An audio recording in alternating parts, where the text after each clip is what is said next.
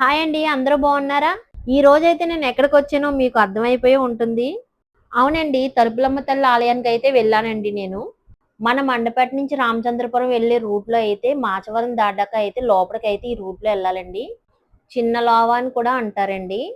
ఒకప్పుడు అయితే ఇలా ఉండేది కాదండి. అమ్మవారి దయ వల్ల అయితే డెవలప్ అయింది. ఇక్కడైతే బంధువులతో వచ్చి మొక్కు చెల్లించుకుంటారండి. ఇక్కడైతే అమ్మవారికి కోడిని సమర్పించుకుని నైవేద్యాలు అయితే పెట్టుకుంటారండి.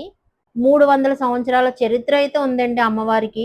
ఇక్కడ తలుపులమ్మ తల్లిగా స్వయంభూగా వెలిసారండి అమ్మవారు. అంతేకాదండి, ఇంత పెద్ద మర్రి చెట్టు మయాన్న అయితే వెలిచారు అమ్మవారు. భక్తులు మొర విని కష్టాలని తొలగించి చల్లని తల్లి తలుపులమ్మ తల్లి అండి. అందుకనండి బంధుమిత్రులతో వచ్చి ఆనందంగా మొక్కును చెల్లించుకుంటారు అమ్మవారికి.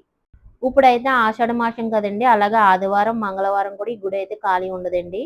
ఈ గుడి అయితే చాలా మందికి తెలిసే ఉంటుందండి. ఒకవేళ తెలియని వాళ్ళకి షేర్ చేయండి ఈ వీడియో.